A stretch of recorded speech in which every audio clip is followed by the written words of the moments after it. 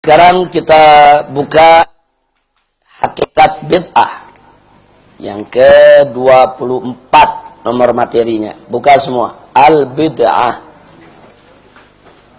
Al-bid'ah. Semua sudah bisa melihat ke layar. Semua layar bisa dimanfaatkan. Ini pelajaran sangat penting sekali. Kita akan bahas tentang hakikat bid'ah, apa dan bagaimana. Dalam neraca syariat kita akan lihat dari pandangan berbagai macam mazhab. Kita mulai dari pelajaran yang pertama, Kamaluddin, kesempurnaan agama. Di sana kita cantumkan firman-firman Allah dalam Al-Quranul Karim yang menjadi dalil tentang kesempurnaan agama. Dari surat Al-Ma'idah ayat 3, kemudian surat Al-An'am ayat 38, surat An-Nahl ayat 49, surat Ar-Rum ayat 57, surat Al-Isra ayat 89, dan surat Al-Kahfi ayat 54. Semua ini menjadi dalil bahwa agama Islam itu sempurna. Jadi nanti Anda pelajari sendiri, karena bukunya sudah ada di tangan Anda. Tidak perlu saya rincikan satu persatu lagi. Arti kesempurnaan, di sini kita lihat, perhatikan halaman berikutnya, yaitu layak baludinul Islam az-ziyadah awin nuqsan awit taghyir. Kesempurnaan Islam itu artinya Islam tidak menerima segala tambahan, pengurangan, atau perubahan daripada apa yang sudah diajarkan oleh Allah dan Rasul-Nya. Kemudian yang kedua, bahwa kita perlu yakini la takhlu waqi'atun an hukmillahi nassan aw dilalatan tafsilan aw ta'silan tasrihan aw talmihan. Tidak ada satu masalah pun di dalam kehidupan kita yang luput lolos dari ketentuan hukum Allah. Pasti ada ketentuannya. Baik ketentuan itu secara eksplisit maupun ketentuan itu secara implisit. Baik ketentuan itu secara global atau ketentuan itu secara rinci, baik ketentuan itu langsung menyebut persoalan atau mungkin hanya memberikan kaidahnya saja. Jadi berdasarkan ini tidak ada satu persoalan yang tidak ada dalilnya dalam Al-Quran maupun As-Sunnah atau Ijma atau sumber-sumber hukum Islam yang lainnya. Oleh karenanya, jika ada suatu persoalan tidak ada dalil dalam syariat, maka tidak boleh kita lakukan. Apapun yang kita kerjakan harus ada dalil dalam syariat. Kenapa? Karena Islam sempurna. Islam tidak kurang. Semua masalah dari yang mubah sampai yang haram, dari yang makruh sampai kepada yang wajib, semuanya sudah diatur di dalam syariat. Makanya kita pastikan di sini al-Islamu dinun kamil wa syamil. Islam itu agama yang sempurna dan agama yang lengkap. Nah, sekarang kita masuk ke pelajaran kita tentang al-bid'ah. Nah, jadi sekarang yang ingin kita jelaskan adalah al-bid'ah wa kamaluddin. Bid'ah dan kesempurnaan daripada agama. Perhatikan. Idza kana al-murad bil bid'ati, andai kata yang dimaksud bid'ah itu adalah penambahan, pengurangan atau perubahan lidinil Islam daripada agama Islam, maka bid'ah tersebut muharramatun bittifaqil ulama. Maka bid'ah semacam itu hukumnya haram dengan kesepakatan ulama. Jadi penambahan agama itu namanya bid'ah. Pengurangan agama itu namanya bid'ah. Perubahan agama, mengubah-ubah aturan itu namanya bid'ah. dan itu diharamkan dengan kesepakatan ulama. Nah, kemudian pertanyaannya, halil murad bil bid'ah wa ziyadah aw nuqsan aw taghyir di dinil Islam? Apa betul yang dimaksud dengan bid'ah di dalam pandangan ulama sebagaimana yang disebutkan di atas? Apa betul bid'ah itu penambahan agama?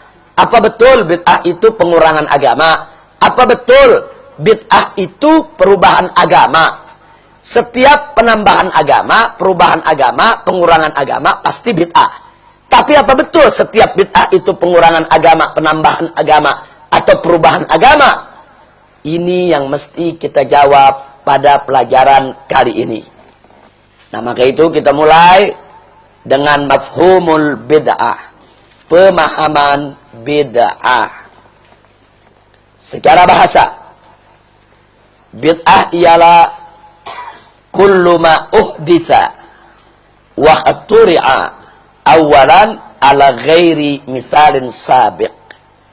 Segala sesuatu yang baru diadakan dan dia tidak ada contoh sebelumnya. Jadi sebelumnya nggak pernah ada, kemudian diadakan itu perbuatan, itu dalam bahasa yang dimaksud dengan bid'ah. Apa saja.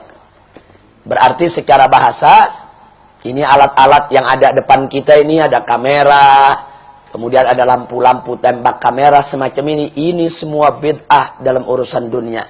Termasuk kacamata yang kita pakai, mic yang kita gunakan, ini semua dalam bahasa Arab artinya bid'ah. Sesuatu yang dulu tidak ada, sekarang menjadi ada. Nah, sekarang secara urfan, apa itu bid'ah? Kullu ma lam yaf'alhun Nabi sallallahu alaihi wasallam diniyan au dunyawiyan. Apa saja yang tidak pernah dikerjakan Nabi, baik dalam urusan dunia maupun dalam urusan agama, itu disebut bid'ah. Apa saja. Itu secara uruf. Jadi kalau secara bahasa, apa saja yang kemarin nggak ada, sekarang ada, itu bid'ah. Jadi nggak ada urusan dengan cerita Nabi. Oh, kemarin di Indonesia TV nggak ada, sekarang TV ada, itu bid'ah. Oh, kemarin di Indonesia HP nggak ada, sekarang ada, itu bid'ah. Nah, jadi bid'ah itu secara bahasa sesuatu yang baru.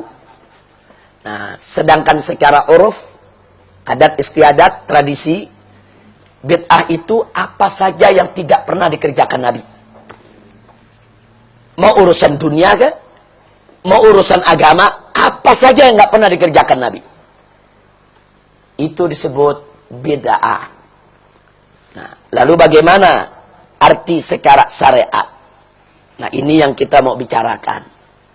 Secara syariat, ikhtalafa fihi ulama ila thalathati madzahib. Dalam definisi bid'ah ada 3 mazhab ulama. Ada 3 mazhab, 3 pendapat di kalangan ulama. Nah, apa saja pendapatnya nanti akan kita lihat satu persatu.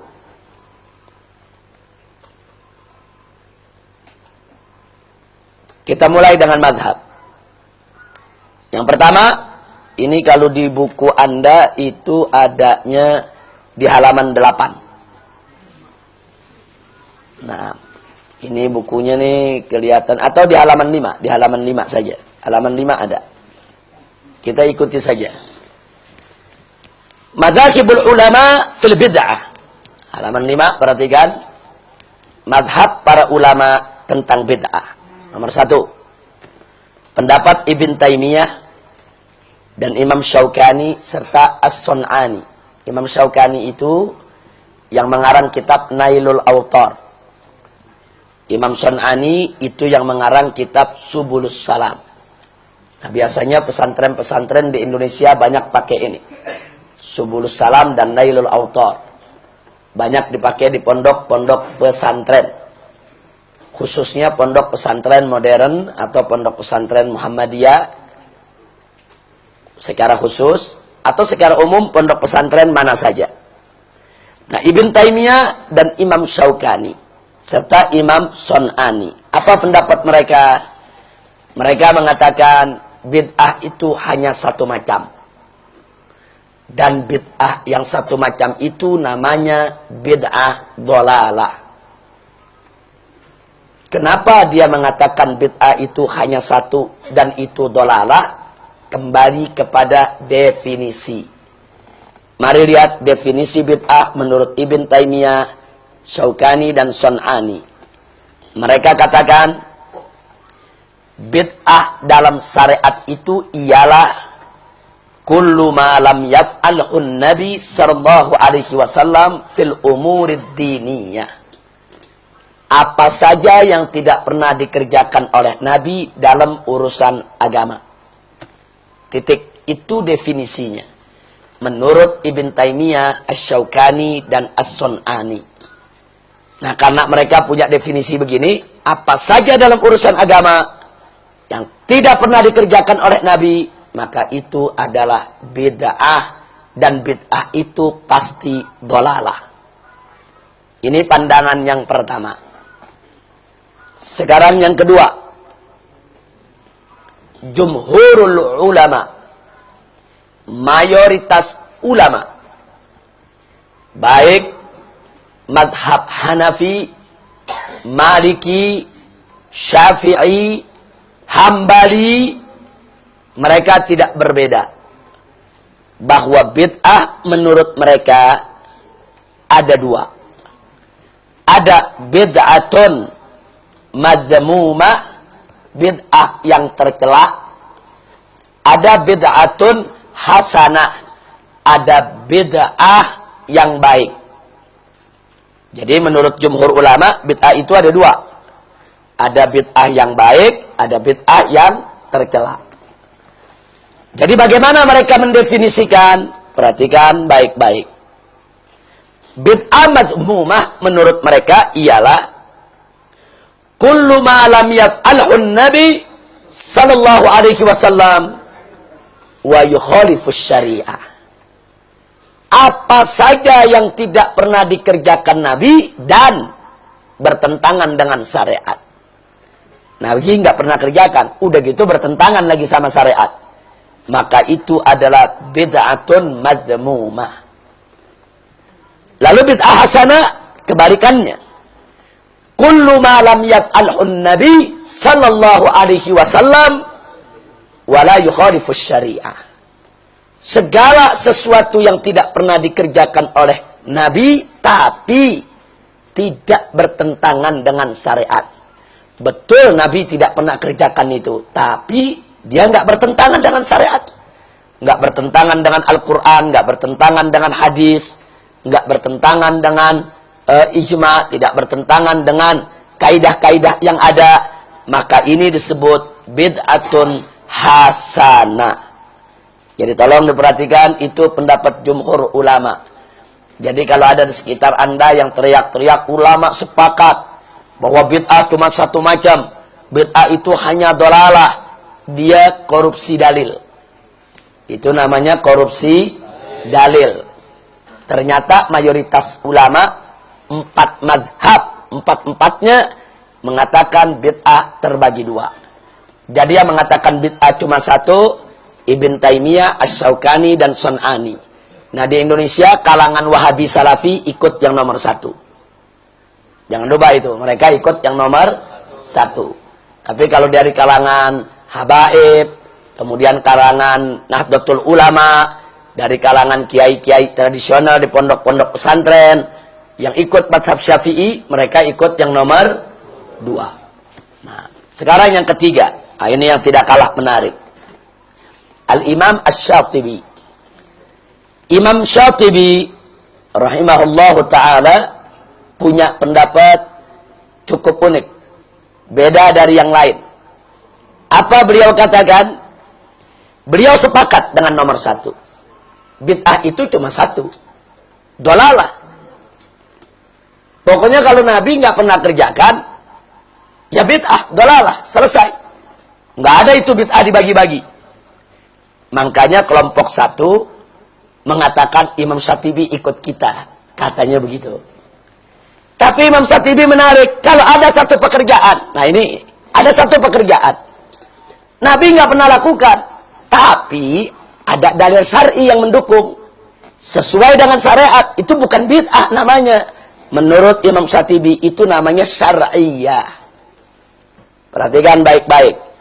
Nah, gara-gara Imam Syatibi mengatakan yang kedua, kelompok kedua bilang apa? Imam Syatibi ikut kita. Nah, jadi tolong perhatikan. Apa menurut Imam Syatibi bid'ah itu? Mari kita lihat.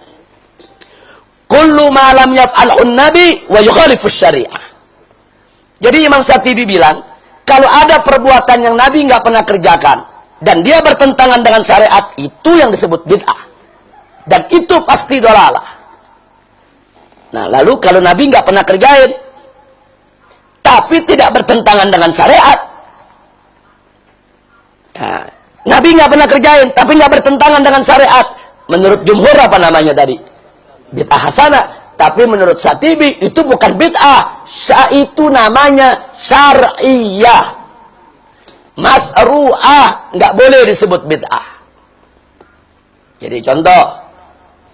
Kalau kita cerita sekarang yang sering disebut-sebut bid'ah. Umpamanya tahlilan. Atau maulidan. Memperingati maulid. Itu menurut kelompok yang pertama bid'ah. Karena Nabi tidak pernah melakukannya. Menurut kelompok kedua, itu bid'ah hasanah. Karena tidak bertentangan dengan syariat. Menurut Imam Syatibi, itu syariah. Bukan bid'ah. Itu masuk syariat. Orang ada dalil kok. Nah, jadi artinya di sini Imam Syatibi ini di satu sisi kelihatannya cocok dengan kelompok pertama, tapi kalau kita dalami ternyata enggak juga. Sebetulnya Imam Syatibi cocok dengan kelompok kedua, cuma beda istilah. Makanya di sini kita katakan kelompok pertama dengan kelompok kedua itu khilafun hakiki. Perbedaannya beda betul. Sedangkan kelompok kedua dengan kelompok ketiga itu khilafun lafzi, cuman beda istilah. Maksudnya sama. Nah, sampai di sini kita bisa lihat inilah pendapat ulama tentang bid'ah. Nah, tapi kalau ada sesuatu yang Nabi tidak pernah kerjakan dan bertentangan dengan syariat, seperti bikin selamatan, mendem kepala kebo depan rumah, udah Nabi nggak pernah kerjain, bertentangan dengan syariat, maka menurut kelompok pertama bid'ah dolalah. Menurut kelompok kedua bid'ah madhmumah, dolalah. Sama. Menurut kelompok ketiga juga itu bid'ah. Jadi sepakat kalau itu bid'ah. Jadi tidak ada masalah. Kalau Nabi nggak pernah kerjain bertentangan dengan syariat, tiga-tiganya bilang itu bid'ah.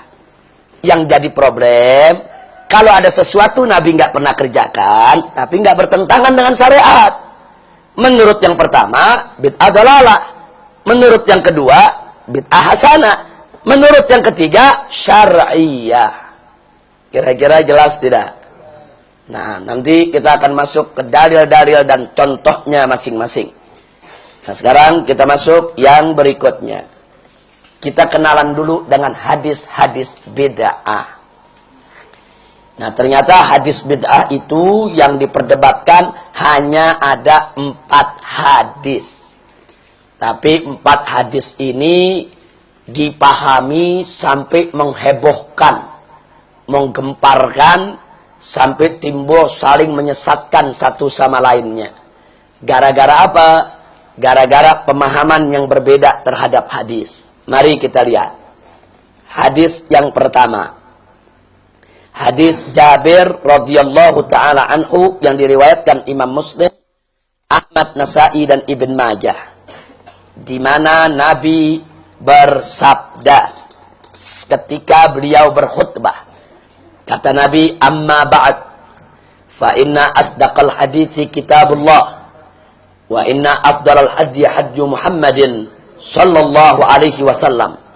Wa syarrul umur muhdatsatuha wa kullu muhdatsatin bid'ah wa kullu bid'atin dhalalah wa kullu dhalalatin finnar. Ini isi khutbah Nabi. Kata Nabi, amma ba'd, bahwa sesungguhnya sebaik-baiknya ungkapan adalah kitab Allah, yaitu Al-Quran.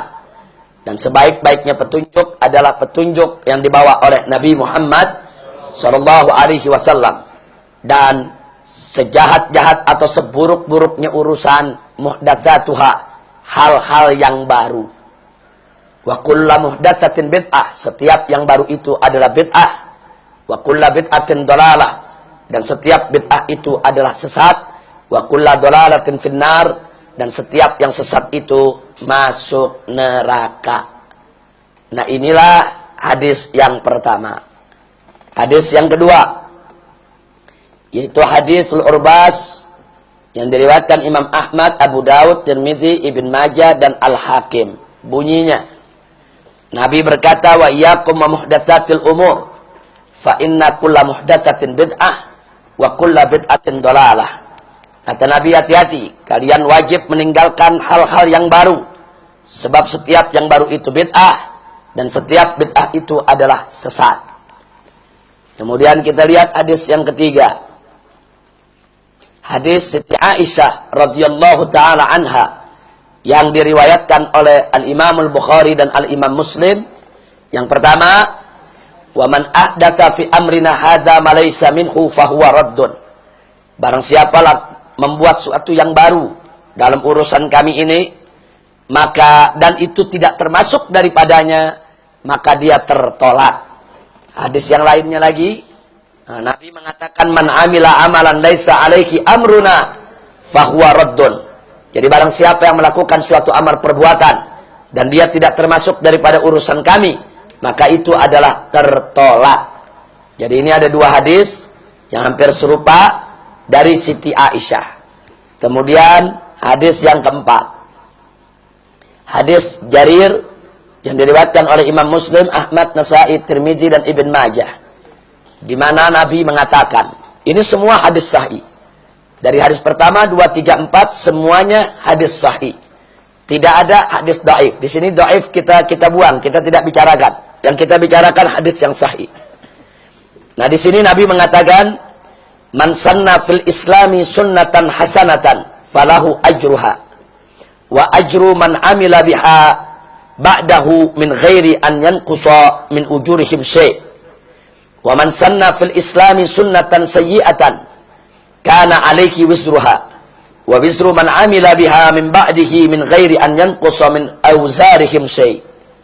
Jadi Nabi mengatakan, barang siapa dalam ajaran Islam membuat sesuatu yang bagus, sanna itu ibtada'a, membuat sesuatu yang baru dan bagus, maka dia mendapatkan pahalanya dan pahala orang yang mengamalkan setelahnya, tanpa mengurangi sedikit pun dari pahala yang melakukan pertama kali tersebut. Begitu juga sebaliknya, barang siapa yang membuat sesuatu yang baru, buruk, jelek, maka dia mendapat dosanya. Dan dia juga dapat dosa dari orang-orang yang mengikuti kejelekannya tadi, tanpa mengurangi, yaitu dosanya di dalam membuat perkara yang jelek tadi. Nah, jadi dosa dia makin hari makin bertambah. Nah, inilah 4 hadis yang dikenal dengan ahaditsul bid'ah. Hadis-hadis tentang bid'ah. Hanya 4 hadis saja. Nah, sekarang mari kita lihat apa pendapat kelompok pertama tentang 4 hadis tadi. Dan tadi ada 3 kelompok. Ada kelompok yang pertama, Ibn Taimiyah, Imam Syaukani, dan Sun'ani. Ada kelompok kedua, jumhur ulama, yaitu 4 madhab Ahlus Sunnah. Ada kelompok yang ketiga, yaitu Imam Syatibi. Nah, kita mulai dari yang pertama. Mari kita lihat.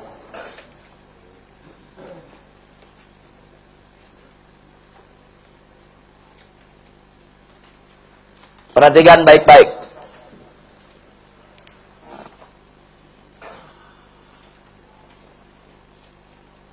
Kita mulai dari yang pertama.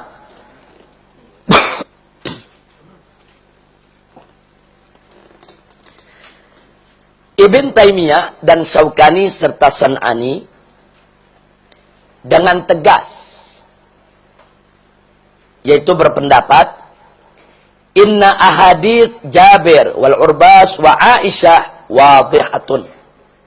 Jadi beliau mengatakan sebetulnya hadis Jabir, hadis Urbas dan Aisyah yang tadi dibaca, yaitu hadis yang nomor 1, nomor 2 dan nomor 3 menurut Imam Syaukani dan Sun'ani serta Ibn Taimiyah, dia katakan sudah wadhihah, jelas, tidak perlu ditakwilkan lagi. Sudah jelas, Nabi mengatakan setiap yang baru bid'ah, setiap bid'ah dolalah, setiap dolalah masuk neraka. Selesai. Berarti bid'ah itu hanya satu macam. Tidak ada dua macam. Dan semua bid'ah diharamkan oleh Nabi alaihi salatu wassalam. Lalu bagaimana hadis Ibn Jarir? Nah, bagaimana hadis Ibn Jarir? Maka dia mengartikan inna hadis Jarir, maaf, hadis Jarir maksudnya wadih fi ihya tariqatin la ibtidaiha. Jadi menurut Ibn Taimiyah, hadis Jarir yang mengatakan man sanna sunnatan hasanah, barang siapa yang membuat sunnah yang baru, menurut mereka bukan membuat di situ, bukan mengawali. Maksudnya man sanna sunnatan hasanah, barang siapa yang menghidupkan sunnah yang bagus. Juga bukan dia buat-buat yang baru. Jadi sunnahnya udah ada dari Nabi, bagus, dia hidupkan. Itu maksud hadis yang keempat, menurut kelompok yang pertama. Nah, tapi kelompok pertama menjadi blunder, ada pertanyaan yang mereka tidak bisa jawab. Kalau hadis keempat diartikan menghidupkan sunnah yang baik, di situ Nabi mengatakan man sanna sunnatan sayyi'ah, menghidupkan sunnah yang buruk. Emang ada sunnah yang buruk? Jadi sekarang dibalikin kepada mereka. Ulama jumhur ahlus sunnah bertanya kepada mereka, kalau anda katakan man sanna sunnatan hasanah, artinya barang siapa yang menghidupkan sunnah yang bagus, lalu bagaimana lanjutan hadis? Man sanna sunnatan sayyi'atan, barang siapa menghidupkan sunnah yang jelek. Emang ada sunnah yang jelek? Saya mau tanya, yang namanya sunnah dari Nabi ada yang jelek? Di sini mereka buntu. Mereka tidak punya jawaban untuk itu. Nah, ini supaya kita tahu. Jadi mereka mencoba untuk menjawab, dan ujung-ujungnya akhirnya begitu nggak dijawab, mereka bilang hadis ini dhaif. Nah, padahal hadis ini ada dalam Sahih Muslim. Jangan sembarangan itu. Nah, jadi agak blunder sikap tersebut. Nah, sekarang mari kita lihat jumhur ulama. Jumhur ulama mengatakan inna hadis Jabir wal Urbas amun makhsus. Nah, ini masuk ke ilmu usul fikih. Jadi hadis Jabir dan Urbas, yaitu hadis yang pertama dan kedua, yang dikatakan kullu bid'atin, kullu muhdatsatin bid'ah, wa kullu bid'atin dolalah, wa kullu dolalatin finnar. Ini amun mahsus. Lafaznya umum, maksudnya khusus. Jadi kata kullu di sini nggak berarti semua secara umum. Yang semua yang dimaksud di sini adalah dalam urusan khususnya yang Nabi tidak pernah kerjakan dan dia bertentangan dengan syariat. Jadi tidak boleh diartikan secara umum, secara global. Lalu bagaimana dengan hadis Aisyah? Dijawab oleh jumhur, justru hadis Aisyah lebih jelas lagi. Coba Anda perhatikan hadisnya tadi. Buka lagi halaman 7. Siti Aisyah di situ mengatakan apa? Bahwa Nabi bersabda, man ahdatsa fi amrina hadza ma laisa minhu. Perhatikan kata ma laisa minhu. Barang siapa membuat sesuatu yang baru dalam urusan kami yang enggak termasuk urusan itu, yang enggak termasuk urusan itu. Berarti ada enggak sesuatu yang baru yang termasuk urusan itu? Coba bermain di bahasa. Ada kata-kata begini. Baru yang tidak termasuk urusan. Berarti ada gak yang baru termasuk urusan? Yang Nabi sebut sesuatu yang baru yang tidak masuk urusan, tolak. Pertanyaannya, sesuatu yang baru yang masuk urusan bagaimana? Nggak ada Nabi bilang ditolak. Makanya hadis ini menurut jumhur, justru itulah sesuatu yang baru yang nggak masuk urusan, maksudnya dia baru dan bertentangan dengan syariat. Bukan bagian dari syariat. Itu yang bid'ah dolalah tertolak. Tapi kalau sesuatu yang baru masuk dalam urusan, berarti dia tidak bertentangan dengan syariat. Dia baru, tapi dia masuk dalam syariat. Itulah yang dimaksud bid'atun hasanah. Kira-kira paham tidak? Cara jumhur menjawab hadis tadi. Nah, lalu bagaimana dengan hadis Jarir? Nah, di sini jumhur mengatakan sanna di dalam bahasa Arab itu ibtada'a, memulai. Jadi kalau Nabi mengatakan man sanna sunnatan hasanah, barang siapa yang memulai, membuat sunnah yang bagus, dia yang buat. Berarti memang nggak ada itu dalam syariat. Dan barang siapa man sanna sunnatan sayyi'atan, barang siapa membuat sunnah yang jelek, dia yang buat. Sunnah di situ berarti thariqah, dia buat jalan sendiri. Jalan itu ada yang bagus, ada yang nggak bagus. Kalau dia buat jalan bagus, dia dapat pahala. Dia buat jalan jelek, dia dapat dosa. Contoh, ada hadis gak? Tiap malam Jumat Nabi kumpul rame-rame baca Yasin. Enggak ada. Ada orang mulai buat. Pokoknya tiap malam Jumat baca Yasin. Dia duduk, dia baca Yasin tiap malam Jumat. Rame-rame dikumpulin santrinya. Berarti dia bikin yang baru gak? Bikin yang baru. Nah, Nabi bilang, man sanna sunnatan hasanah. Kalau dia bikin sesuatu yang baru dan bagus, maka dia dapat pahala. Bahkan dia dapat pahala daripada orang-orang yang ngikuti dia. Jadi kalau ada orang lain ngikutin, di sono ngikutin, di sini ngikutin, dia yang buat pertama, dia dapat pahala dari orang yang mengikutinya, tanpa yaitu mengurangi daripada pahala-pahala orang yang mengikuti. Dan sebaliknya, kalau dia bikin sesuatu yang jelek, nah di zaman Nabi nggak pernah ada nih, ada orang bikin, pokoknya tiap malam Jumat kita kumpul di gedung seks bebas. Dia bikin. Pokoknya jadi tradisi, tiap malam Jumat, pesta seks. Dosa tidak dia? Itu namanya jalan yang buruk. Nah, kalau besok dia punya perbuatan ditiru di sono, ditiru di sini, ditiru di situ, maka dosa-dosa orang yang menirunya dia dapat juga. Udah dosa zinahnya dapat, dosa jeleknya dapat, dosa orang yang ngikutin dia juga dapat ya ikhwan. Nauzubillah min dalik. Nah, di sini pemahaman jumhur tidak blunder. Jadi kalau sanna itu diartikan memulai yang baru, mau yang bagus, mau yang jelek, masuk di akal. Tapi kalau sanna di situ diartikan menghidupkan, blunder maknanya.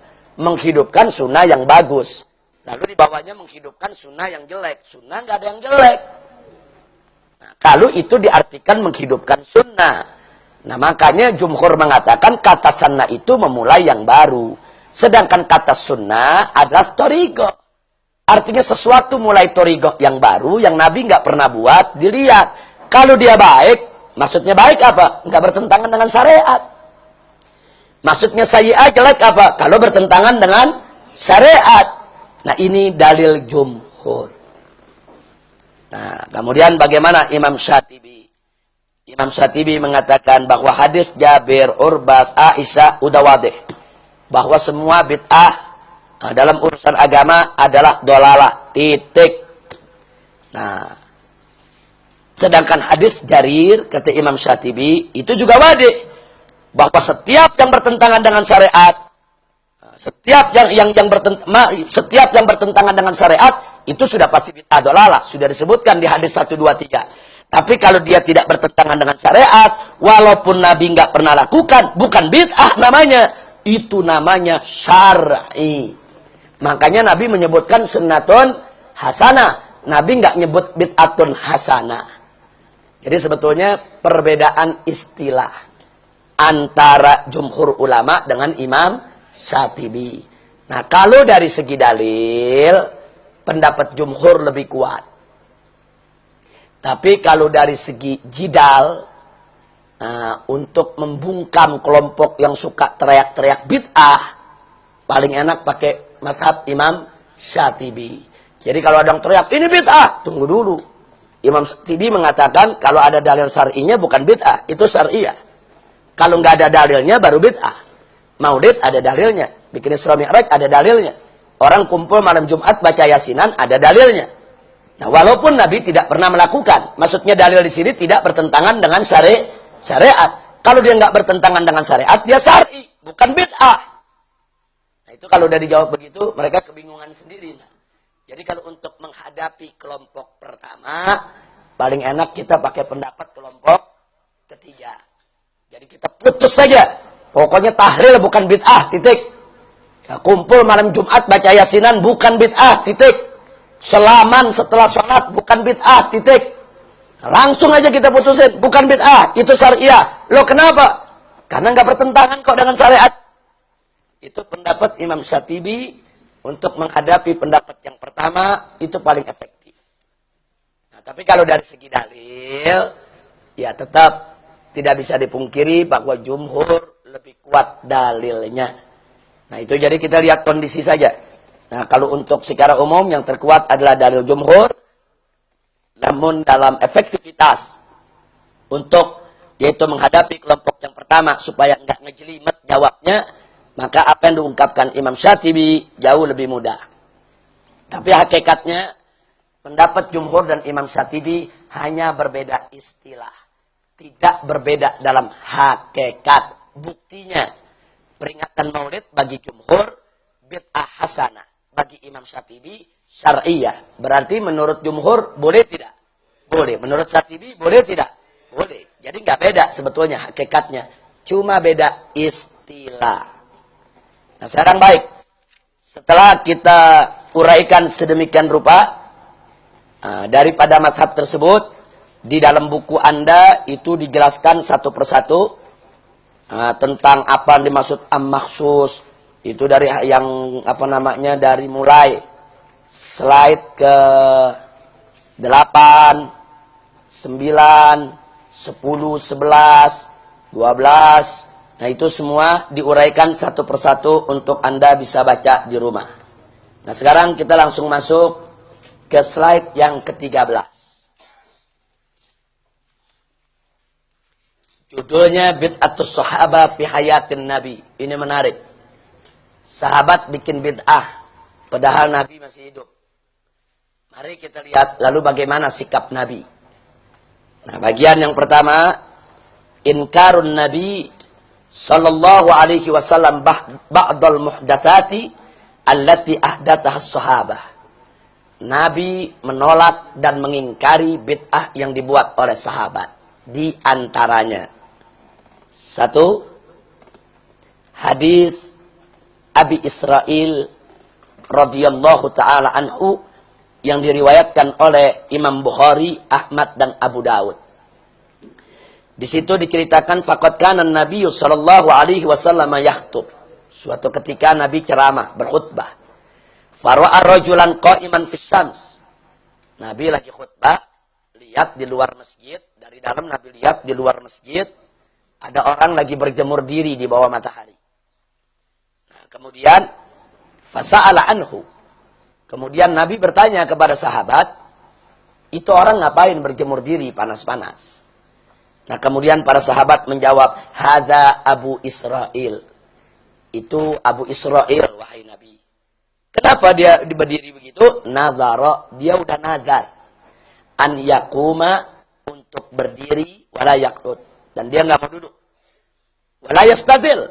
Dan dia nggak mau memayungi diri. Nggak mau berteduh. Wala yatakallam. Dan dia nggak mau bicara. Wa yasum.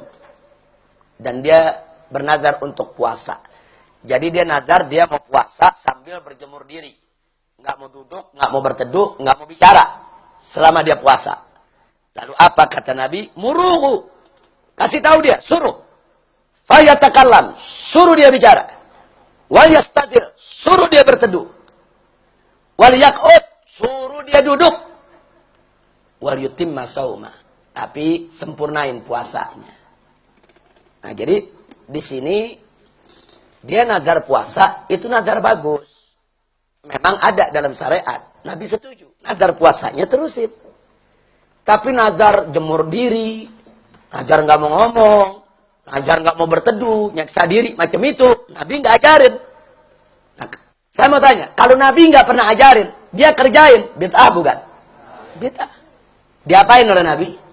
Ditolak. Bid'ah tersebut ditolak oleh Nabi.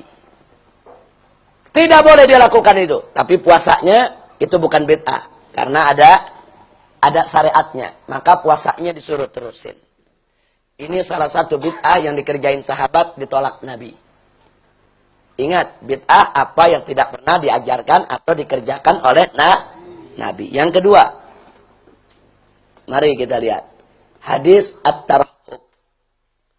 Jadi ada serombongan orang datang keliling nanya istri-istri Nabi. Nah, dia tanya tentang yas'aluna an ibadati. Mereka nanya bagaimana ibadahnya Nabi, bagaimana sholat malamnya, bagaimana puasa siang harinya. Nah, ternyata mereka dapatkan Nabi malam tidur. Ada waktu-waktu tertentu Nabi bangun untuk tahajud. Dan Nabi siang ada waktu-waktu tertentu beliau puasa. Enggak tiap hari beliau puasa. Dan urusan perempuan, beliau gauli istrinya.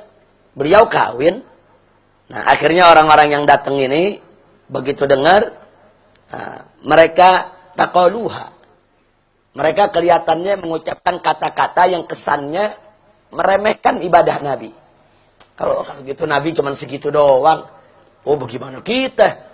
Kita ini diantara kita ada yang puasa terus tiap hari. Yang satu lagi mengatakan, oh kalau aku ini tiap malam nggak tidur, sholat. Yang satu lagi mengatakan, kalau aku untuk ibadah kepada Allah, aku nggak kawin. Ungkapan ini didengar oleh istri-istri Nabi, memberikan kesan, seolah-olah Nabi ibadahnya dikit. Tanyakan mereka, Nabi masih kawin gawi perempuan. Tapi kalau kami nggak kawin.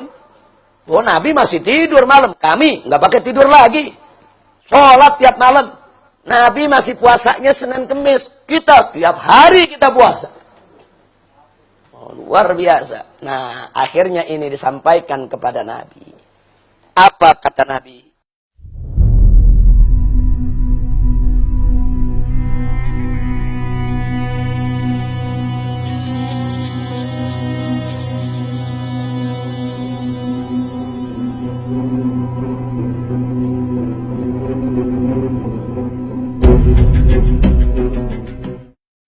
Nah, jadi namanya ini sholat nggak pakai hitung-hitungan. Karena menurut Abu Dzar, kalau sholat masih pakai 2 rakaat, sunat 3 rakaat, itu berhitungan itu. Jadi dia nggak mau berhitungan. Pokoknya masuk takbiratul ihram, sholat aja udah secapek-capeknya. Nah, kalau udah capek, nah baru dia salam. Antumul ladzina qultum kadza wa kadza. Jadi Nabi ngasih tahu kepada sahabatnya tentang orang-orang tadi. Oh, kalian yang mengatakan begini dan begitu. Akhirnya Nabi mengatakan, amma wallahi, demi Allah, inilah akhsyakum. Aku adalah hamba yang paling takut kepada Allah dibandingkan kalian. Wa atqakum. Dan aku adalah orang yang paling bertakwa. Lakinni asumu wa uftir. Tapi aku tetap, aku puasa, aku berbuka. Wa usolli wa arqud. Dan aku sholat, aku juga tidur. Wa atazawwajun nisa. Dan aku tetap mengawini perempuan-perempuan. Faman raghiba an sunnati falaysa minni. Siapa yang menolak aku punya sunnah, dia tidak termasuk golonganku. Nah, saudara, apa yang bisa kita ambil di sini? Artinya di zaman Nabi ini ada sekelompok orang, saudara, ingin mengada-ada dalam ajaran Islam. Mereka ingin membuat tarahub, ingin membuat rohbaniyah, ingin membuat kepanditaan dalam Islam. Jadi mereka ingin tunjukkan bahwa dalam Islam itu boleh orang pokoknya puasa tiap hari, udah paling hebat.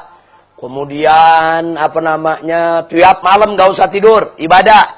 Kemudian gak usah kawin sama perempuan. Nah, ini kan seperti orang-orang Nasrani, rahib-rahib Nasrani. Jadi orang ini pengen bikin bid'ah dalam agama. Diapakan oleh Nabi? Diterima atau ditolak? Ditolak. Nabi nggak terima. Itu bid'ah. Nabi nggak ajarkan begitu. Jadi nggak ada tuh kepanditaan dalam Islam, nggak ada. Nggak ada. Rohbaniyah dalam Islam bukan rohbaniyah seperti Nasara. Nggak kawin, pendeta nggak kawin. Nah, kemudian suster-suster juga nggak boleh kawin. Nggak ada ajaran macam itu di dalam ajaran Nabi Muhammad Sallallahu Alaihi Wasallam. Inilah contoh dua bid'ah yang coba dilakukan di zaman Nabi. Nabi masih hidup dan ditolak oleh Nabi. Baik, masih bid'ah sahabat dalam hidup Nabi. Sekarang mari kita lihat bid'ah yang dikerjakan Nabi, dikerjakan sahabat, kali ini diterima oleh Nabi, saudara. Ada bid'ah yang diterima oleh Nabi. Mari kita lihat. Satu, hadis Bilal ibn Rabah radhiyallahu taala anhu. Di sini, faqad kana Bilal radhiyallahu taala anhu yaltazim bit-tahara ba'da kulli hadatsin wa bis-salati rak'ataini ba'da kulli taharatin wa ba'da kulli adzanin wa lam yaf'alhan nabi sallallahu alaihi wasallam. Jadi Bilal itu dulu melazimkan diri untuk selalu berwudu setiap hadas. Pokoknya mau buang air besar, buang air kecil, langsung wudu. Jadi dia membiasakan diri ada wudu selalu. Dan setiap selesai wudu, Bilal selalu sholat 2 rakaat. Begitu juga setiap selesai adzan, Bilal juga sholat 2 rakaat. Padahal Nabi nggak pernah ajarkan itu. Nabi nggak pernah ngajarin sahabat tiap habis wudu sholat 2 rakaat. Setiap habis adzan sholat 2 rakaat. Enggak, Nabi nggak pernah ajarkan begitu. Ini dikerjai oleh Bilal, inisiatifnya sendiri. Nabi tidak pernah tahu. Suatu ketika, saudara, Nabi panggil Bilal. Ya Bilal, bima sabaktani ilal jannah. Hei Bilal, aku mau tahu, dengan apa engkau mendahului aku ke surga? Jadi Nabi mengatakan, ma dakhaltu jannatan, aku tidak masuk ke dalam surga yang manapun, kecuali aku mendengar suara langkahmu, nafasmu ada di depanku. Berarti kalau ada di depan kan duluan masuk surga. Jadi ini Nabi tanya, kau bikin apa? Artinya Nabi memberi kabar kepada Bilal bahwa ada satu amalan yang dibuat oleh Bilal, membuat dia itu diridhoi Allah dan akan dimasukkan surga dengan amal tersebut. Nabi penasaran. Setiap Nabi, baik itu dalam mimpi Nabi masuk surga, selalu ada Bilal, ketemu Bilal, Bilal ada depan Nabi. Makanya Nabi tanya, bima sabaktani ila jannah. Ada apa ini Bilal? Apa yang kau kerjakan? Kemudian Bilal kasih tahu, ya Rasulullah, aku setiap hadas aku wudu, setiap habis wudu aku sholat 2 rakaat, setiap habis adzan aku sholat 2 rakaat. Fa'aqarrahan Nabi. Begitu Nabi dengar, Nabi setujui apa yang dilakukan oleh Bilal. Nah, saya mau tanya, sebelum Nabi tahu, itu bid'ah bukan? Bid'ah. Bilal ngerjain yang gak diajarin Nabi. Bilal ngerjain yang Nabi gak pernah kerjain. Saya mau tanya, itu bid'ah bukan? Bid'ah. Sebelum Nabi tahu, itu bid'ah. Begitu Nabi tahu dan Nabi setuju, bukan bid'ah lagi. Berarti dia sudah menjadi sunnah. Nah, jadi menarik. Ternyata sahabat di zaman Nabi ada yang bikin bid'ah juga. Dan ternyata nggak lantas Nabi tolak itu bid'ah. Bid'ah itu bagus. Diputuskan oleh Nabi, diterima oleh Nabi. Dan itu menjadi sunnah buat umatnya sampai hari ini ya ikhwan. Alhamdulillahirabbil alamin. Baik, yang kedua. Mari kita lihat. Hadis Mu'adz ibn Jabal. Yang kedua, hadis Mu'adz ibn Jabal. Kalau dalam buku Anda banyak. Ada 1, 2, 3, 4, 5, 6, 7. Sampai berapa tuh? Sampai 10 saya berikan. Tapi dalam pelajaran ini cukup 2. Yang 8 baca sendiri. Nah, saya ambil yang hadis Mu'adz ibn Jabal. Nomor berapa tuh yang Mu'adz ibn Jabal? Nomor 8. Nah, lihat. Ada yang tidak kalah menarik. Di nomor 8. Faqad kana ar-rajulu minas sahaba. Dulu sahabat Nabi, idza jaa ila shalah masbuqan. Kalau mereka terlambat datang salat berjamaah, yas'al fayukhbir bima subik min sholati. Nah, biasanya dia nanya am yang ada di situ atau nyolek am yang sebelah. Begitu, udah berapa rakaat ini salatnya. Nanti yang di sebelah begitu dicolek kasih tanda. Ah, maksudnya tadi udah 3 rakaat. Kalau baru 2 kasih tanda 2. Jadi yang datang, oh udah 2 rakaat. Berarti kurang berapa? Kurang 2. Kenapa dia tanya? Karena dia uber sama dia. Jadi umpamanya Nabi udah masuk rakaat ketiga. Nah, begitu dia datang, dia colek orang yang duduk di belakang. Nyolek tuh maksudnya nanya. Nabi udah berapa rakaat? Umpamanya dikasih tanda 2. 2 rakaat, dia langsung sholat. 2 rakaat sendiri. Jadi 2 rakaat sendiri, dia ruku, dia i'tidal, dia sujud. Sampai tahiyat yang pertama, dia uber. Ketinggalannya sampai bareng sholat dengan Nabi. Begitulah cara sholat masbuk pada awalnya. Dan Nabi melihat itu, tahu itu, Nabi tidak larang, dibiarkan. Suatu hari, nah kita lihat di sini. Suatu hari, Ja'a Mu'adz ibn Jabal, faqal. Di sini suatu hari.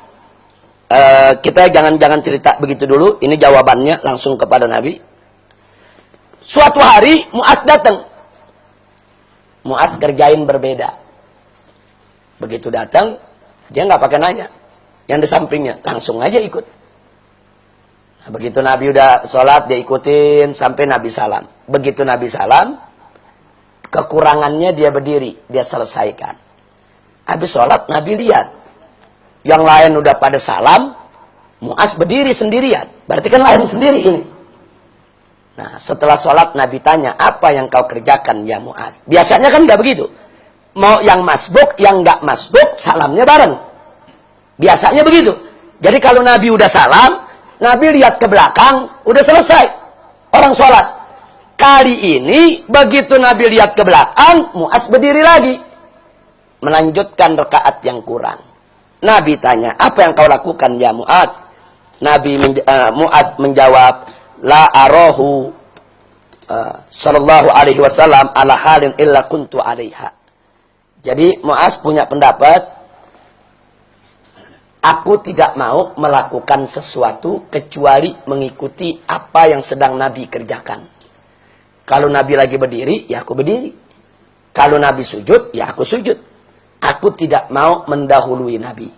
Jadi waktu Nabi tanya, dijawab, ya Rasulullah, aku nggak mau untuk menyelisihi daripada perbuatanmu dalam sholat. Jadi kalau kau berdiri, aku berdiri. Kau sujud, aku sujud. Nanti kekurangannya, baru aku selesaikan. Jadi alasan dia nggak mau duluin Nabi. Alasannya tidak mau mendahulukan Nabi. Begitu Nabi dengar sedemikian rupa, apa kata Nabi kepada sahabatnya yang hadir? Inna Mu'adz qad sanna lakum sunnatan. Mu'adz udah bikin sunnah baru buat kalian. Terus Nabi katakan, kadzalika faf'alu. Oleh karenanya, kerjain mulai hari ini seperti Mu'adz. Masya Allah, saya tanya, Nabi nggak pernah kerjain yang begitu, berarti bid'ah bukan? Tapi diterima atau ditolak sama Nabi? Diterima. Ada Nabi bilang, bid'ah ente, bikin-bikin yang baru.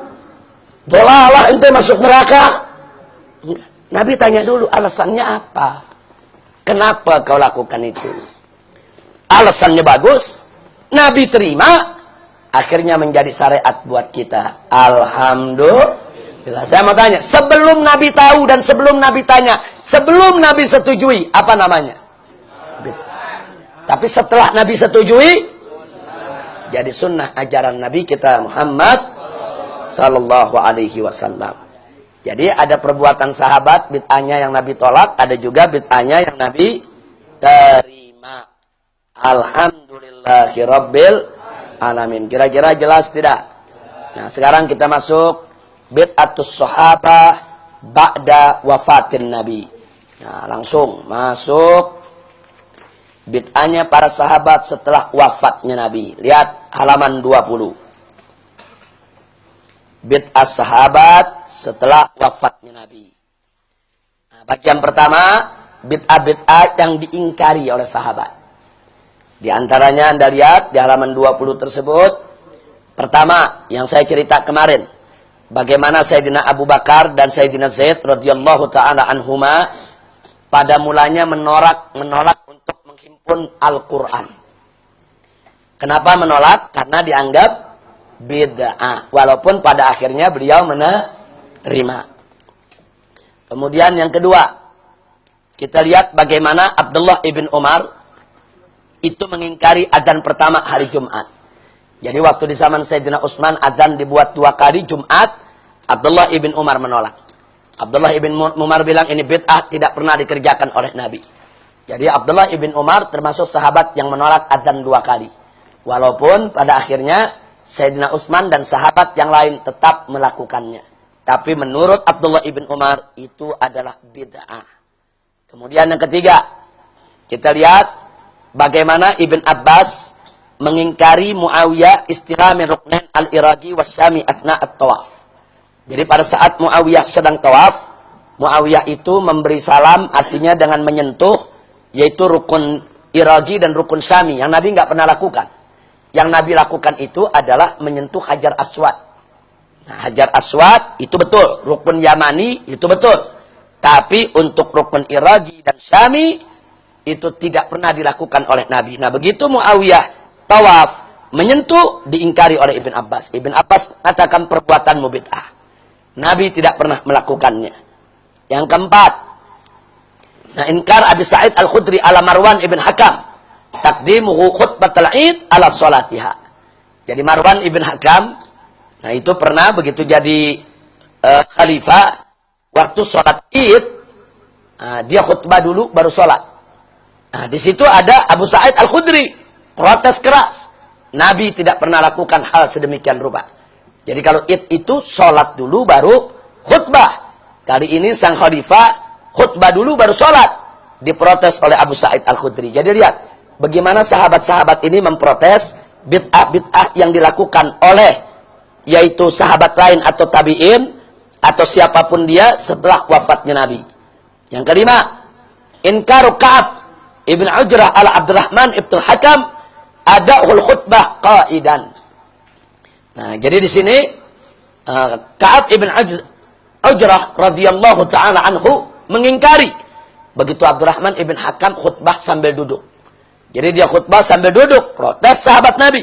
Karena Nabi tidak pernah khutbah sambil duduk. Maksudnya khutbah waktu sholat Jumat. Yang keenam,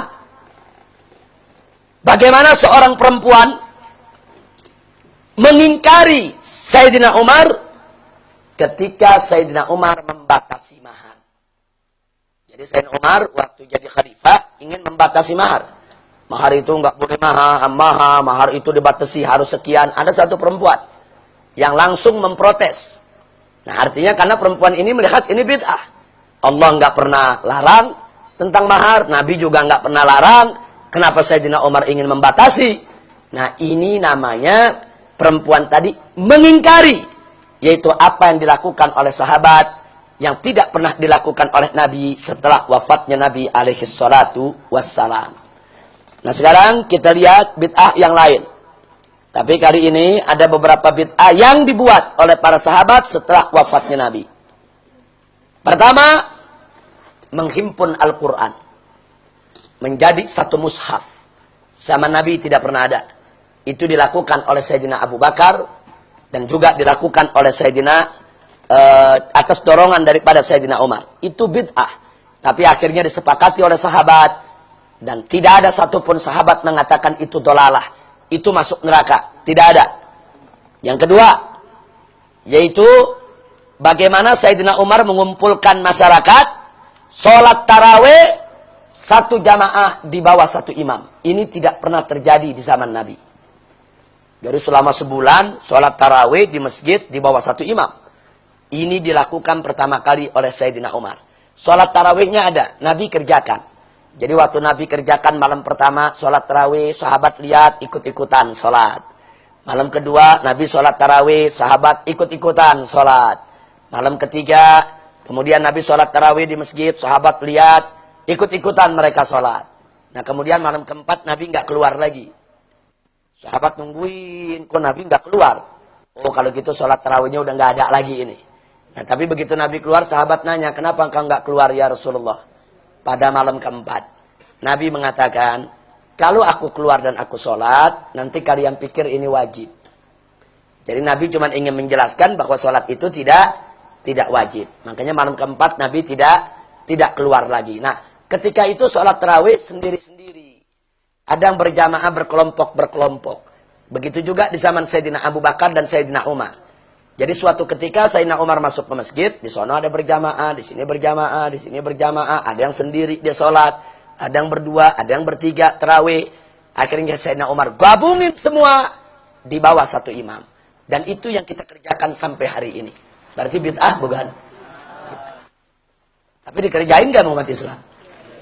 Yang ngomong bid'ah ikut ngerjain juga lagi sudah. Yang suka teriak bid'ah ikut ngerjain juga apa yang sudah dibuat oleh Sayyidina Umar. Yang ketiga, ziyadah Utsman adzan qabla dukhuli waqtil Jum'ah. Adzan kedua salat Jumat itu bid'ah. Yang dilakukan oleh Sayyidina Utsman, tapi itu diterima oleh para ulama sampai hari ini. Kemudian yang keempat. Nah, kita lihat yaitu iftiraqur rajulin minas sahaba ala qiraati suratil asr. Sahabat kalau kumpul nih, walaupun berdua, habis ngobrol mau misah, itu mereka baca wal asri.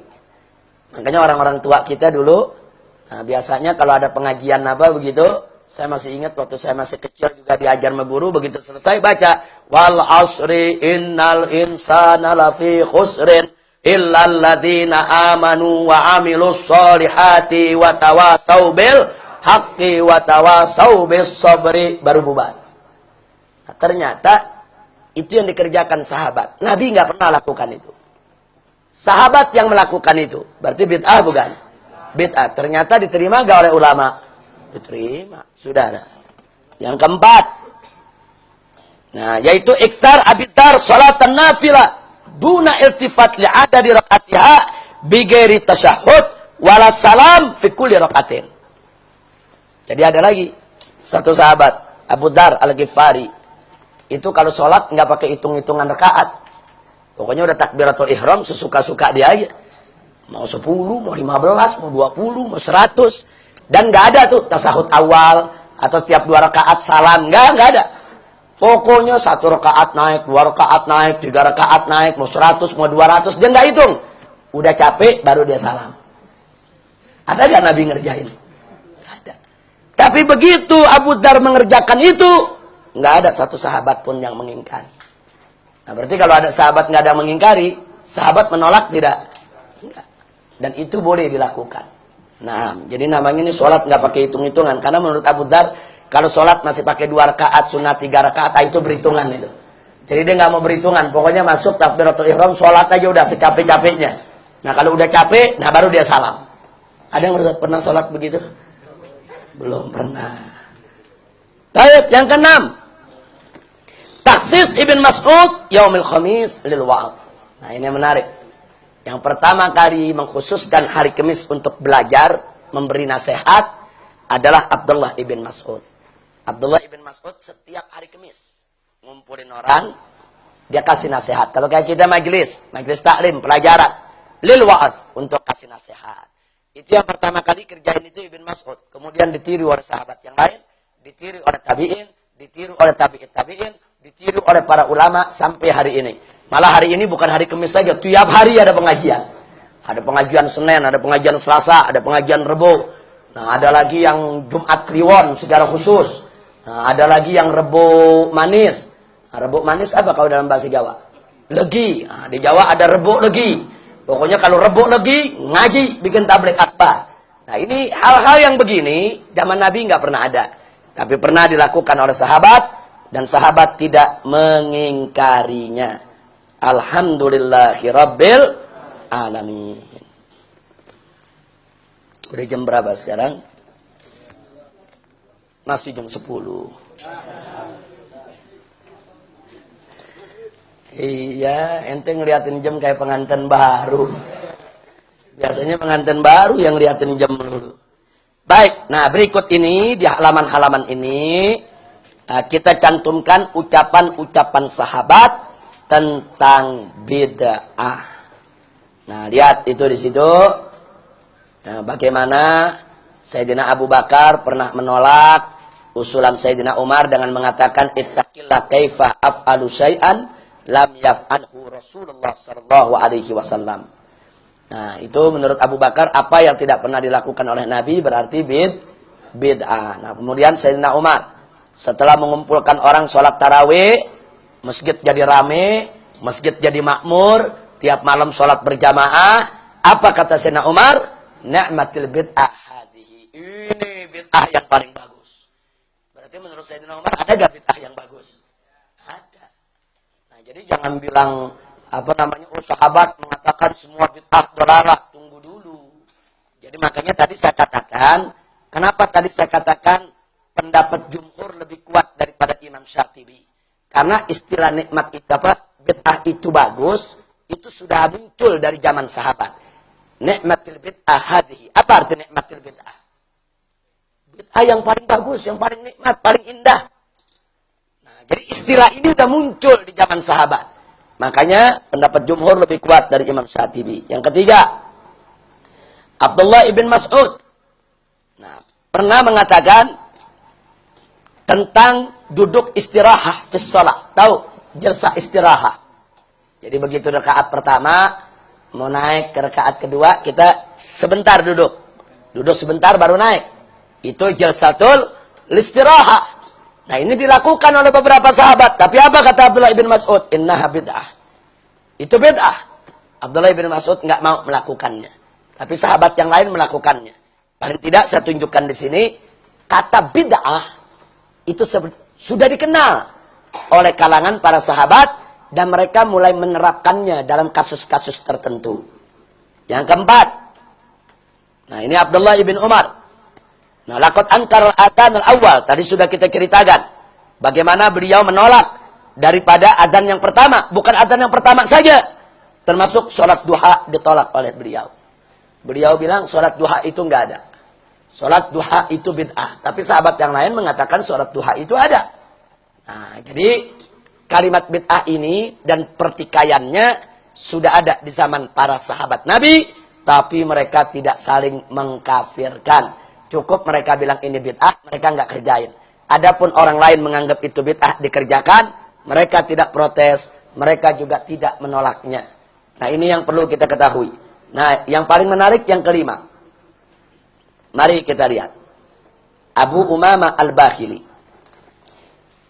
Disebutkan oleh Imam Tobari dan Imam Qurtubi serta Imam Suyuti berkenaan dengan tafsir suratul Hadid ayat 27. Jadi dalam surat Hadid ayat 27, ayatnya ada paling bawah sekali, Anda lihat.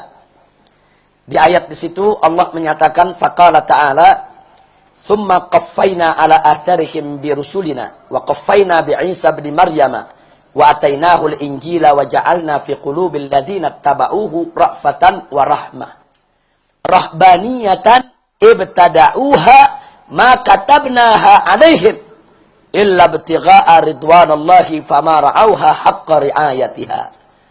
Jadi Allah lagi menceritakan di sini ada bagian yang menarik.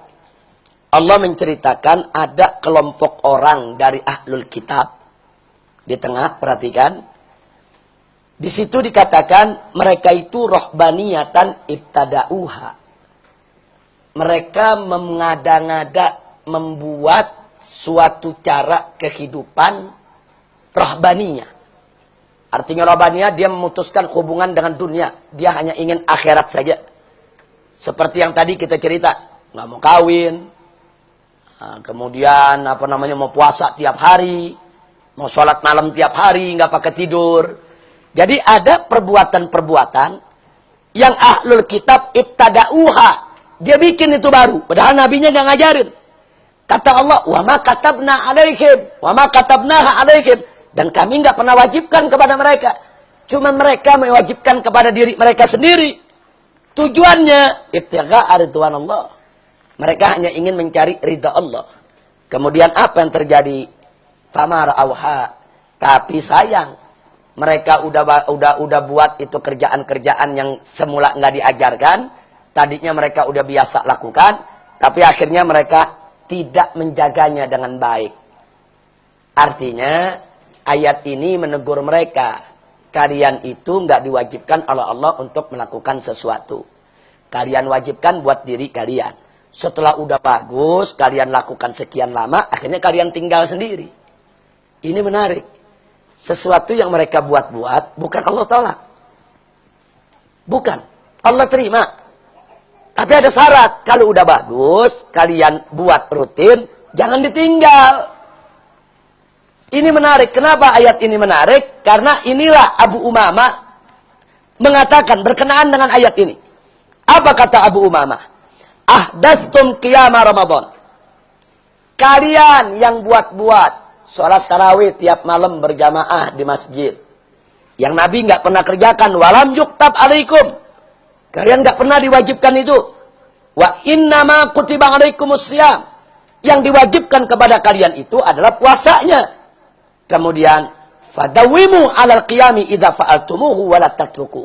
Nah, kalau kalian udah terlanjur itu sholat tarawih kalian kerjakan di masjid rame-rame, jaga. Jangan ditinggal.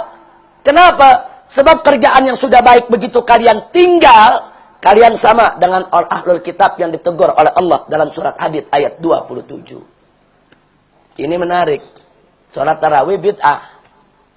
Tapi kalau udah dikerjain rutin, ditegur oleh Abu Umamah, kalau udah terlanjur rutin kita kerjain dan sahabat udah terima, kerjain, jangan ditinggal.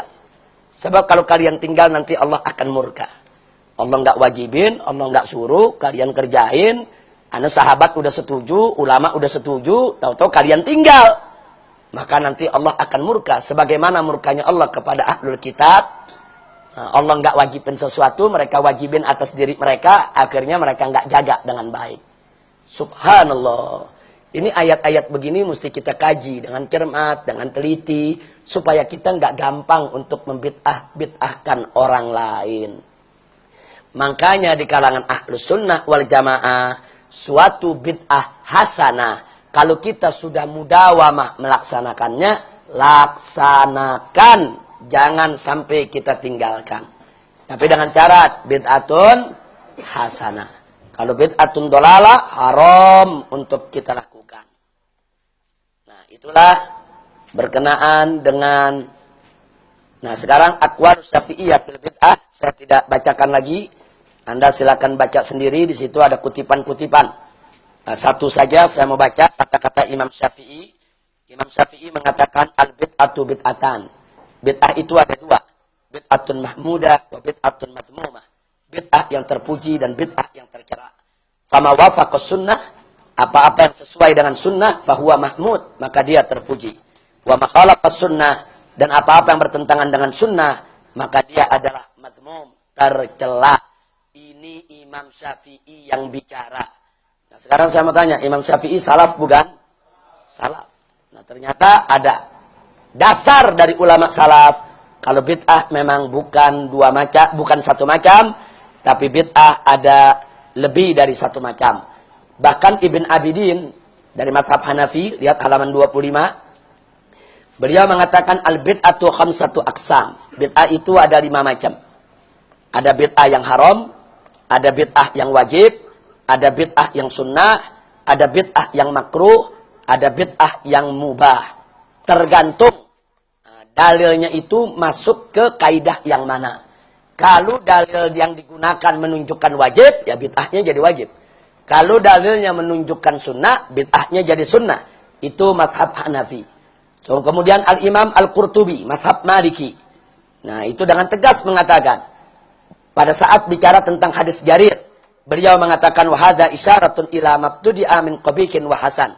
Hadis ini merupakan dalil Kalau bid'ah itu ada yang qabih, ada yang jelek, dan ada yang hasan, ada yang bagus. Nah, kemudian halaman 26. Anda lihat itu pendapat ulama-ulama madhab Hambali. Ibnu Jauzi, nah itu dengan tegas mengatakan bahwa wal aglab fil mubtadi'at, kebanyakan bid'ah itu bertentangan dengan syariat. Tapi waqad jarat muhaddatsatin la tusadimus syariah. Tapi ingat kata beliau, di sana juga ada bid'ah-bid'ah sesuatu yang baru yang tidak bertentangan dengan syariat. Begitu juga Ibn Rajab. Nah, yang menarik ucapan Muhammad Ibn Abdul Wahhab. Nah, ini syekhnya kalangan Wahabi. Apa yang beliau katakan dalam kitab Ad-Durarus Saniyah? Mari kita lihat. Beliau mengatakan, nahla, kami lepaskan jami al-bid'ah, seluruh bid'ah. Kami melepaskan diri. Jadi kalau ibarat pakaian, kami buka. Itu pakaian bid'ah, kami buang. Illa, kecuali bid'ah laha aslun fis syara'. Kecuali bid'ah yang ada dasarnya dalam syariat. Seperti apa? Kajam'i Umar tarawih. Seperti Sayyidina Umar, yaitu melaksanakan sholat tarawih. Wa jam'il mushaf, dan mengumpulkan mushaf. Wa jam'i Ibn Mas'ud li ashabihi ala qasas setiap hari Kamis. Dan di mana Ibn Mas'ud gelar pengajian untuk cerita wa'az setiap hari Kamis. Wa nahwa dzalik fahadha hasanun. Yang ini adalah baik. Berarti saya mau tanya, ternyata Syekh Wahabi itu sendiri mengakui gak ada bid'ah yang bagus. Dan lalu di mana pengikutnya teriak-teriak bid'ah cuma satu? Jadi yang teriak-teriak bid'ah cuma satu, tolong lihat lagi. Jangan dikit-dikit mengatakan Muhammad bin Abdul Wahhab mengatakan bid'ah itu cuma satu. Enggak, ini dalam kitab beliau, karangan beliau. Beliau mengatakan, saya lepaskan seluruh macam bid'ah, kecuali bid'ah yang ada dasarnya dalam syariat. Maksudnya bid'ah yang ada dasar syariat, bid'ah yang bisa dipertanggungjawabkan dengan dalil. Kira-kira jelas tidak? Nah, baik, sekarang halaman 27. Nah, kita lihat halaman 27. Masalah-masalah yang ulama berbeda tentang itu bid'ah atau bukan. Nah, kita baca saja. Nomor 1, lafziyu bil Qur'ani makhluk. Jadi maksudnya apakah bacaan, nah orang baca Quran nih, bacaan yang dibaca oleh orang tadi itu makhluk atau bukan? Al-Quran bukan makhluk, kalamullah bukan makhluk, tapi bacaan qori makhluk atau bukan? Imam Ahmad mengatakan bid'ah kalau ada mengatakan itu makhluk, tapi Imam Karobisi mengatakan sahih, bukan bid'ah. Betul memang tilawah daripada qori itu makhluk, dan jumhur setuju dengan pendapat Imam Karobisi. Nomor 2, yaitu tolak laf as-sifat lillahi subhanahu wa ta'ala. Nah, jadi di sini, jadi memberikan sifat kepada Allah, kata sifat dengan beberapa sifat untuk Allah, Ibn Hazm mengatakan bid'ah. Mu'tazilah mengatakan boleh, sedangkan jumhur mengatakan jaiz. Kemudian yang ketiga, nah, al-kalam fi daqa'iq a'malil qulub, bicara tentang urusan hati sampai mendalam, seperti yang dilakukan oleh Imam Ghazali, seperti yang dilakukan oleh ahli sufi. Maka di sini lihat, Imam Ahmad mengatakan bid'ah, Imam Muhasibi mengatakan jaiz, jumhur mengatakan jaiz. Nah, kemudian at-talaffuz bin niyyah lis-shalah, melafazkan niat mau salat. Nah, kita lihat Ibn Taimiyah mengatakan bid'ah, tapi Malikiyah mengatakan marjuh, enggak kuat dalilnya. Sedangkan jumhur mengatakan mustahab, dianjurkan. Nah, kemudian kita lihat lagi yang berikutnya, yaitu yang kelima, menjaharkan basmalah dalam sholat yang jahriyah. Imam Nakhai mengatakan bid'ah, Imam Malik mengatakan makruh. Nah, sedangkan Imam Syafi'i mengatakan sunnah. Nah, kemudian kita lihat lagi yang keenam, baca kunut dalam sholat subuh. Mazhab Hambali bilang bid'ah. Mazhab Hanafi mengatakan tidak disyariatkan. Mazhab Malik dan Syafi'i mengatakan mustahab. Kemudian kunut dalam witir sepanjang tahun. Nah, Taus mengatakan bid'ah. Nah, Imam Malik dan Imam Syafi'i mengatakan tidak disyariatkan. Kunut witir, setiap witir pakai kunut. Tapi mazhab Hanafi dan Hambali mengatakan mustahab. Jadi mazhab Hambali setiap witir kapan saja selalu pakai kunut. Sedangkan mazhab Syafi'i witir yang pakai kunut hanya separuh terakhir bulan Ramadan. Nah, kemudian berikutnya duduk istirahat. Nah, menurut Ibn Mas'ud bid'ah. Menurut jumhur tidak dianjurkan. Tapi menurut mazhab Syafi'i mustahab. Nah, kemudian kita lihat yang kesembilan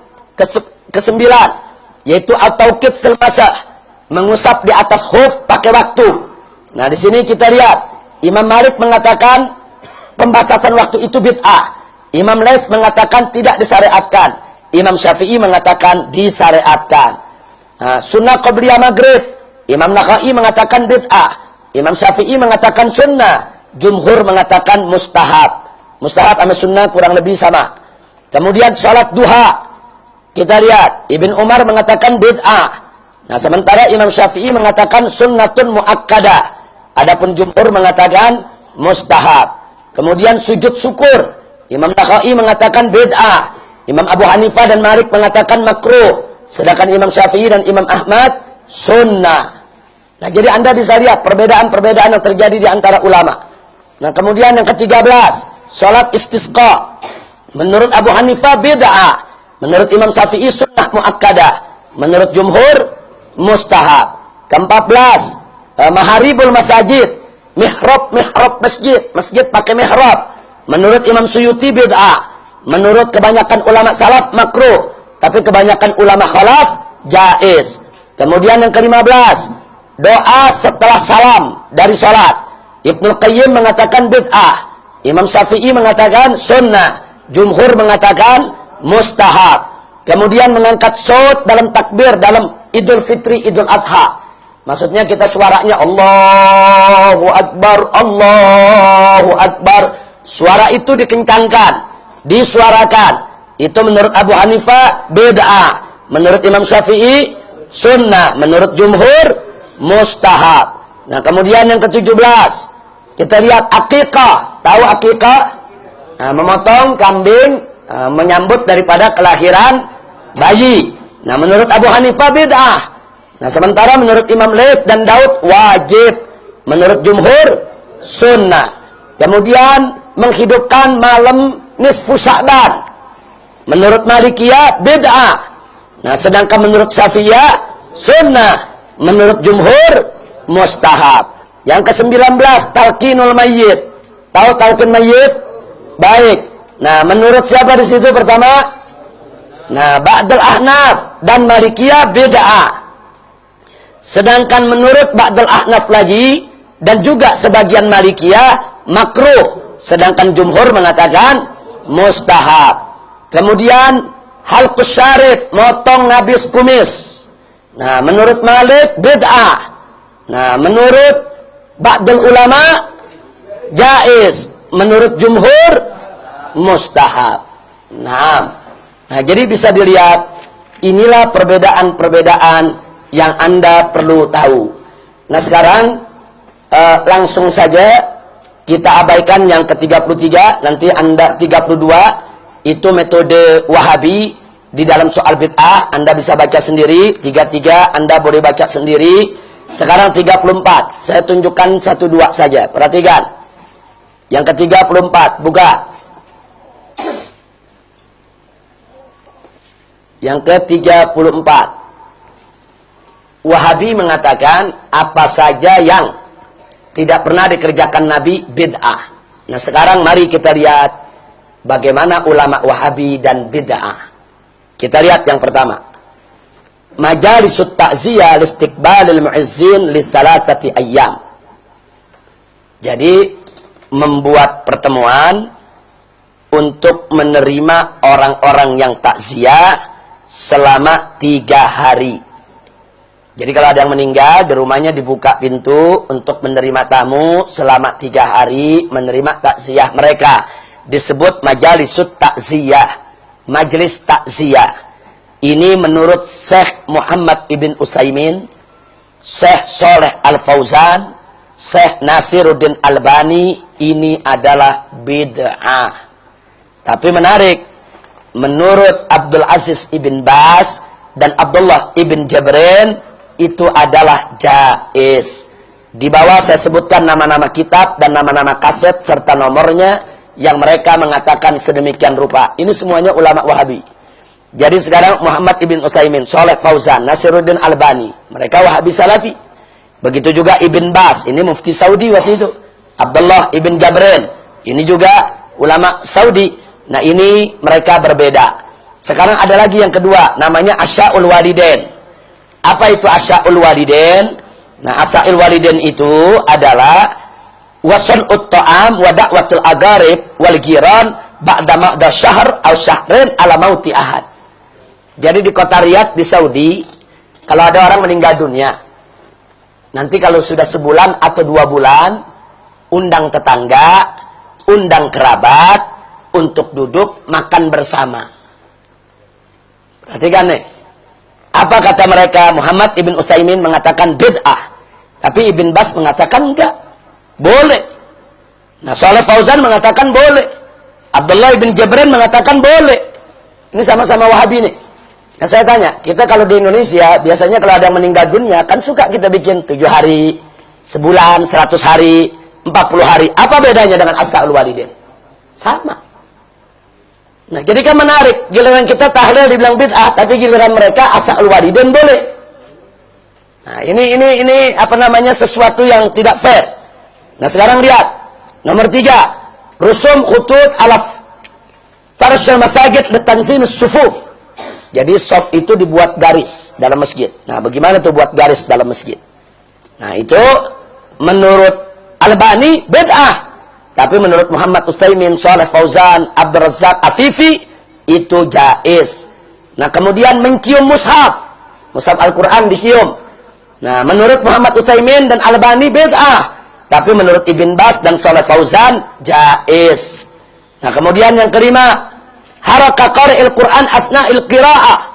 Orang kalau baca Quran kan suka bergerak badannya ke kanan ke kiri. Jadi mungkin karena dia tarik napas, kadang-kadang suka bergerak ke kanan ke kiri sedikit.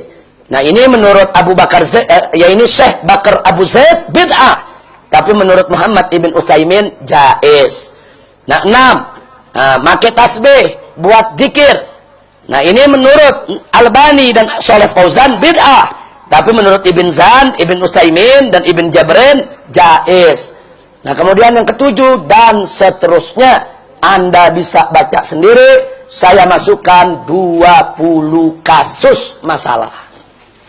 Nah, saya tanya, berarti orang-orang Wahabi sendiri berbeda gak di antara mereka? Nah, jadi siapa bilang orang Wahabi ternyata nggak suka bid'ah? Ternyata ulama mereka ada yang mengatakan beberapa bid'ah bukan bid'ah bagi dia. Dia kerjakan. Nah, karena itu jangan terlalu semangat membid'ahkan orang. Ternyata ulama Anda sendiri banyak perkara bid'ah justru dibolehkan. Ini faktanya. Kita tuliskan nama kitabnya. Anda boleh buka itu semua. Nama kitabnya, halamannya, jilidnya, ada nama kaset. Kasetnya kaset nomor berapa? Dalam silsilah nomor urut keberapa, semua kita catat dan semua menjadi rujukan kita. Alhamdulillah. Dan sebagai penutup, kesimpulan 1, sesungguhnya bid'ah itu adalah apa-apa yang tidak pernah dilakukan oleh Nabi dan dia menjadi tercela serta sesat kalau bertentangan dengan syariat, dan dia menjadi terpuji kalau sepakat dengan syariat. Itu yang pertama. Yang kedua, innama tarakahun nabi, apa-apa yang ditinggalkan oleh Nabi qasidan tarkah, dengan maksud untuk meninggalkannya, layak tadil wujuba abadan, tidak menunjukkan wajib sama sekali. Walakin akan tetapi qad yakunu haraman au makruhan au mubahan au mustahabban ala hasabil qara'in. Jadi kalau Nabi nggak kerjakan bukan berarti pasti haram. Yang jelas kalau Nabi nggak kerjakan pasti tidak wajib. Itu pasti. Nah, tapi bisa jadi dia haram, bisa jadi dia makruh, bisa jadi dia mubah. Nah, bisa jadi dia hukum salah satu yang tadi, tergantung dalil yang lain. Yang ketiga, bahwa ikhtilafus salaf fil bid'ah munhasirun fil muhdatsatid diniyah al-amaliyah allati la tata'arad ma'a syariatil islamiyah. Perhatikan perbedaan ulama salaf dari sahabat tabi'in tabi'in di dalam urusan bid'ah hanya terbatas kepada bid'ah amaliyah, bukan bid'ah akidah. Bid'ah akidah enggak ada. Bid'ah mereka hanya bid'ah amaliyah.